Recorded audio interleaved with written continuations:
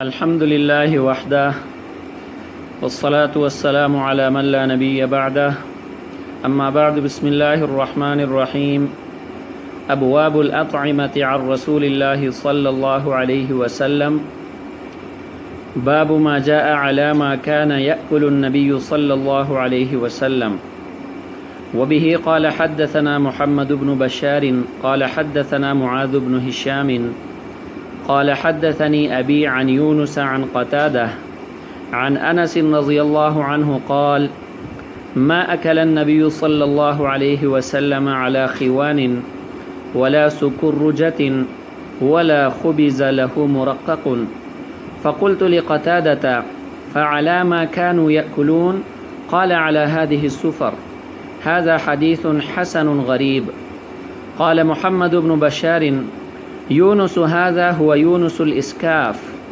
وقد روى عبد الوارث عن سعيد بن أبي عروبة عن قتادة عن أنس رضي الله عنه نحوه. ترمذی ثانی میں ہمارا آج کا جو سبق ہے وہ اللہ کے فضل اور اللہ کی توفیق سے ہم نے کتاب کا آغاز کیا ہے. ترمذی ثانی کی ابتدا ابواب الاطعمہ سے ہوتی ہے. لفظ کتاب، لفظ باب اور اس کی جمع ابواب اور فصل وغیرہ کی تحقیق پہلے ہو چکی ہے، لہٰذا یہاں پر اس کی مزید تحقیق کرنے کی ضرورت نہیں ہے. اطعمہ یہ طعام کی جمع ہے. علامہ جوہری رحمہ اللہ فرماتے ہیں الطعام کل ما یؤکل، کہ جو بھی چیز کھائی جائے اس پر لفظ طعام کا اطلاق ہوتا ہے. اس پر لفظ طعام کا اطلاق ہوتا ہے کہ جو بھی چیز کھائی جائے، کھانے کی جتنی بھی چیزیں ہیں اس کے لیے لفظ طعام کا ذکر ہوتا ہے.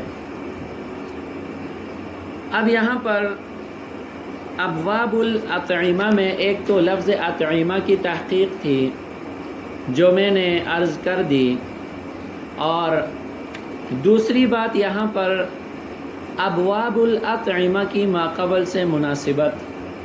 ابواب الاطعمہ سے پہلے ترمذی اول کا جو آخری باب ہے وہ ہے ابواب اللباس.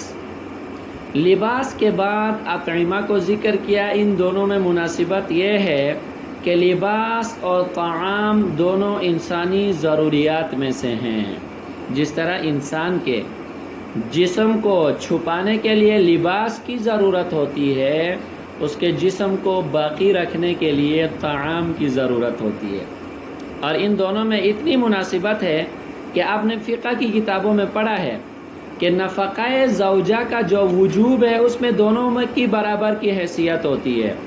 کہ اگر کوئی آدمی کسی خاتون سے نکاح کر لے تو اس کا نفقہ جو اس آدمی کے ذمہ واجب ہوتا ہے اس میں آپ نے پڑھا ہے طعام اور لباس، طعام اور لباس. تو لہٰذا ابواب الاطعمہ کی ضرورت ہونے کے پیش نظر ابواب اللباس کے ساتھ اس کی مناسبت ہے. اب یہاں پہ طعام اطعمہ یعنی یہاں صرف کھانے کی چیزوں کا بیان ہے. آگے جا کر ابواب الاشربہ میں پینے کی چیزوں کا بیان ہوگا. تو کھانے کے آداب کیا ہیں، یہ آداب یہ آپ لوگوں کو میں دے رہا ہوں. پچھلے سال بھی اس سے پچھلے سال جن بچیوں کو میں نے ترمذی ثانی پڑھائی تھی، یہ میں نے خود ان کے ذمہ لگایا تھا کہ کھانے کے آداب آپ لوگ خود تحریر کریں. مثال کے طور پر کہ دسترخوان بچھا کر نیچے بیٹھ کر کھانا کھانا، کھانا کھانے سے پہلے ہاتھوں کو دھونا، بسم اللہ پڑھ کر کھانا شروع کرنا، دائیں ہاتھ سے کھانا، اپنے سامنے سے کھانا. اسی طرح بہت سارے جو ہے وہ کھانے کے آداب ہیں. تو کھانے کے آداب میں سے کم از کم 10 آداب وہ حدیث کی روشنی میں آپ نے لکھنا ہے. تو یہ 10 آداب کھانے کے آپ نے لکھنے ہیں، یہ آپ لکھیں.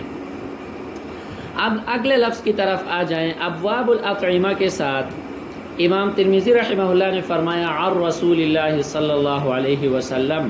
حدیث کی کتاب ہے، لازمی بات ہے اس میں حدیثیں ہی ہوں گی. تو عن رسول اللہ کی قید لگانے کی ضرورت کیا تھی؟ حدیث کی کتاب میں احادیث تو نبی صلی اللہ علیہ وسلم ہی کی ہوں گی. تو عن رسول اللہ کی جو قید لگائی ہے یہ قید کیوں لگائی ہے؟ تو یہ قید اس لیے لگائی ہے، شارحین نے لکھا ہے کہ عن رسول اللہ کی قید سے امام ترمذی رحمہ اللہ نے اس بات کی طرف اشارہ فرمایا ہے کہ یہاں جو احادیث نقل کی جا رہی ہیں وہ احادیث مرفوعہ ہیں، وہ احادیث مرفوعہ ہیں، خواہ وہ قولی حدیث ہوں یا فعلی حدیث ہوں یا تقریری حدیث ہوں۔ اچھا، پھر بھی اس قید کی ضرورت کیا تھی؟ لازمی بات ہے کہ احادیث مرفوعہ کا اگر ذکر کرنا تھا تو پہلے عن رسول اللہ لا کر اس کی طرف اشارہ کرنے کی کیا ضرورت تھی؟ تو اس کا جواب دیا ہے کہ قدما محدثین جو ہیں وہ اپنی کتابوں میں اخبار مرفوعہ کو بھی ذکر کرتے تھے، آثار موقوفہ کو بھی ذکر کرتے تھے، حضرات ائمہ کے مجتہدات کو بھی ذکر کرتے تھے اور ان کو ایک ساتھ ملا کر تحریر کیا کرتے تھے۔ تو امام ترمذی رحمہ اللہ نے جب عن رسول اللہ صلی اللہ علیہ وسلم کی قید لگائی تو اس بات کی طرف اشارہ کر دیا کہ میرا اس کتاب میں انداز عام متقدمین محدثین سے مختلف ہے، وہ ہر قسم کی روایات کو ملا کر اپنی کتابوں میں ذکر کیا کرتے تھے، اور میں اپنی کتاب میں ترجمۃ الباب کے ساتھ مطابقت رکھنے والی باب کی جو احادیث ذکر کروں گا وہ سب کے سب احادیث کیا ہوں گی؟ مرفوعہ ہوں گی، وہ موقوفہ وغیرہ نہیں ہوں گی۔